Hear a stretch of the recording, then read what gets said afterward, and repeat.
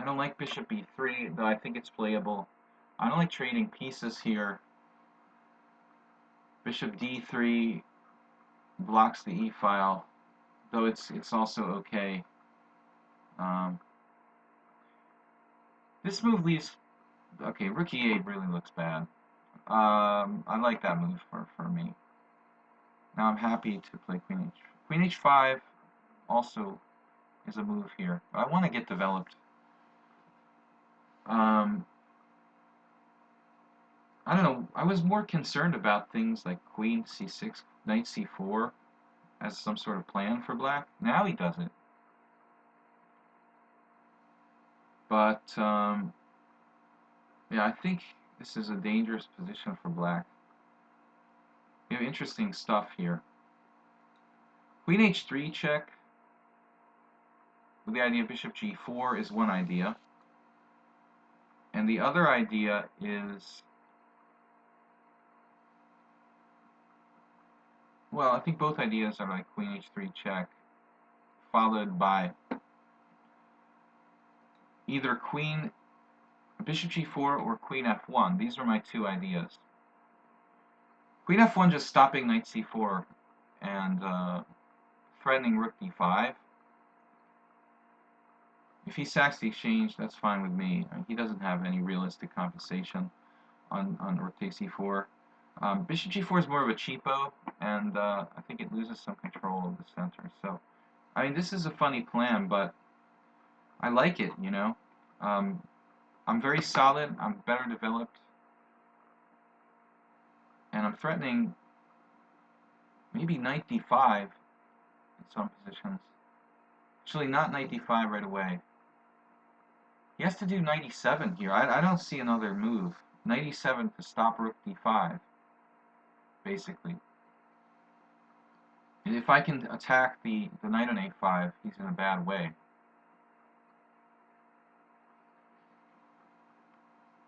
So welcome everyone to the channel. Be feeling free to offer any questions, advice.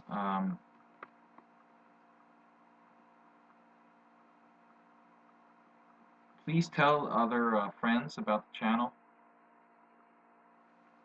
and definitely hit the like button or follow. Alright, so now he plays this. He's seen the idea, and it looks like we've got bishop takes a6 in this position. I think it's over. Well, it's not over because this dude will just calmly not take it and just continue on about his business. But bishop takes a6 is... Ooh, it's got to be a win. It's got to be a win. Bishop takes a6. It's basically winning a pawn. The dude's not going to take it. He's a practical player trying to win on time. If he takes it and plays anything, he's going to get mated. So I'm happy with this game. It was kind of a creative game. It feels like a simul game. Kind of make it up as you go along. Queen f1, not exactly a standard maneuver. Queen f3, queen h3 check, queen f1. Yeah, he didn't take it. Now we just tighten the screws. Bishop takes a6, too much. Let's try to keep it simple.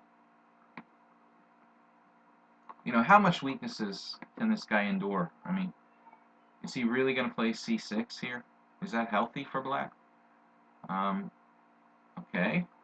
And now, I'm threatening bishop b6, so he doesn't have time to take on e4. If I play bishop e2, not bishop d3, bishop e2, he has no time to take there. F takes e4, which means I can play f3. I'm also threatening b4. So that would obviously weaken my king side to some extent. But, I mean, I would like to be able to play f3 and keep my pawns, super flexible. Well, f3 has the drawback that it would loosen my bishop on e3. So now b5, okay? That creates a square for the guy.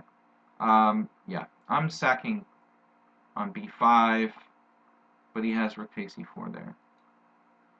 Wait a move, play a3.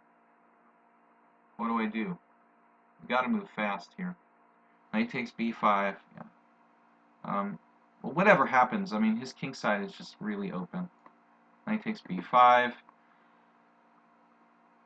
If rook takes e4, bishop, I have bishop a7 check. Some positions. His king is wide open. But I guess he's gonna take this, try to defend. So, alright. Now it looks strong, like knight c6, queen c4. When they'll have to give a piece back at some point, I think. Actually, e5. I think I should play e5. Knight c6, maybe queen c4, then e5. Okay, what is this about? Queen e6. Just crazy move, like losing his rook.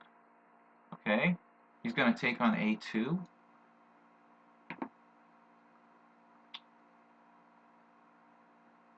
Maybe this guy was a provisionally rated player. I don't know, but it's been really random. Really random. Okay, no development. 1908. But like weird and tricky, like style of play. I felt like if I did something wrong, he would have punished me.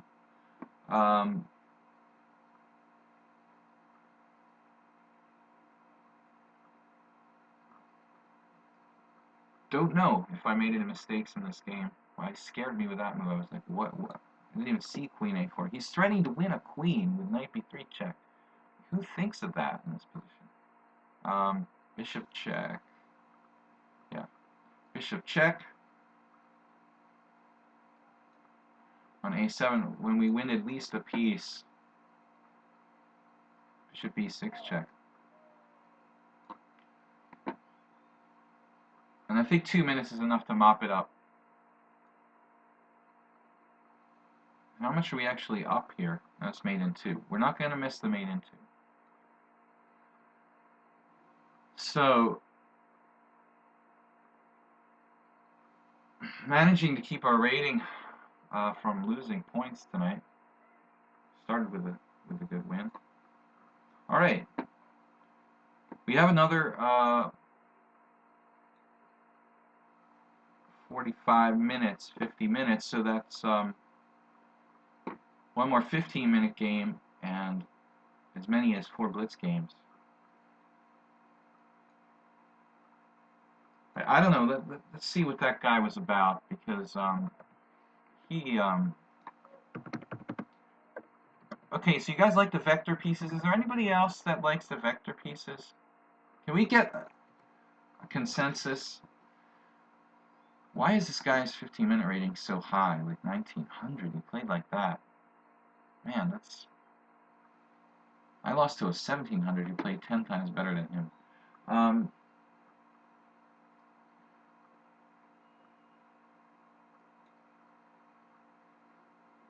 We got...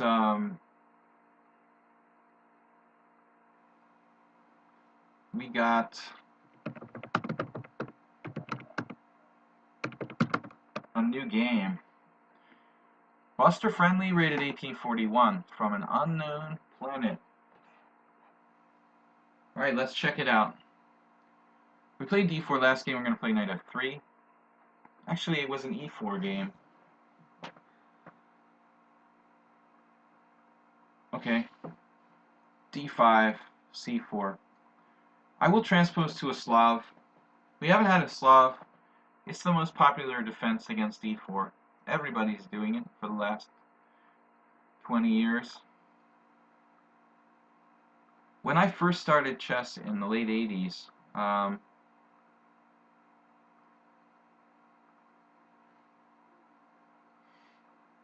okay, e6. Yeah. Not getting a lot of note booms, Lily. Don't like the note boom. I lost in the U.S. Championship once to Dmitry Schneider. A very, very painful game. It was the only game I lost in 2001. in the last round or something. Like, I didn't lose a single game against the GM, and I ended up losing in this with white. I think I played some bizarre move like b3 against him. Knight d2 is a good move to avoid like main lines. I played that against Dimitri Schneider too here in Hungary. They know about this. I think we're gonna have a Dutch Stonewall. Fine with me. I mean, the knight is good on d2. You know, this is like mainline Dutch Stonewall. But my knight is on d2 early, so by playing this way, I don't know why you would put the bishop on e7. You should put the bishop on d6. The whole point is that my position, my knight is on d2 too early, and I don't have this Korchnoi-esque like bishop a3 idea. So you should put the bishop on d. If there's any position you should put the bishop on d6, it should be here. I mean, where I can't play bishop a3. But anyway, I mean, this is okay. Black's a little passive. All these lines seem playable for black. You know, I used to think that the Stonewall Dutch was really like not so great for black, but the more you play against it in the modern ways that black plays, the b6, bishop b7, it just seems like black's totally okay. You know, there's nothing special white can do. All right, now again, you know, a slightly passive version, but what are you gonna do to punish the guy? I mean, bishop on e7, and they say, okay, you should put it on d6. There's nothing special white can do here. I'd like to play knight e1, knight d3. It feels slow. You know, it feels like I should be developing my pieces. So we're gonna play queen c2. This kind of discourages b6. And now he might really have a problem. b6, c takes d. And this guy is making weird moves now. Knight e5, though, I guess not that weird. I mean, if I play knight e5, he trades on d2. But there's no way to stop him anyway. Another player who moves instantly. Let's see, knight d5, knight takes d2, queen takes d2. I wasted the tempo.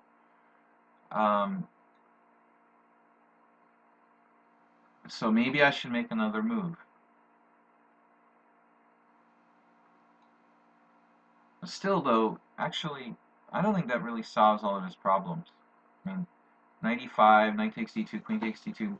If knight e4, queen somewhere d3 or c2, and I'm kicking him out next move anyway. So it's fine with me, dude. You can take on d2. It's a practical game. I think that I have a lot of squares. Even e3 is a playable square, but bishop g5 would force me to play f4, which is I don't really want to do that yet. d3, and d3 seems good. c2 is more classical square, less exposed than d3. Now, if he challenges my knight with this bishop and I play f3,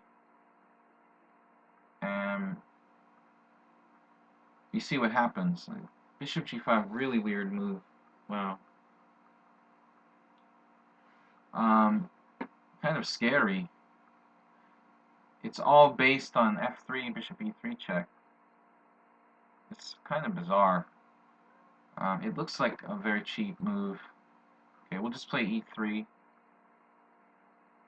with the idea of rook e1, rook a e1.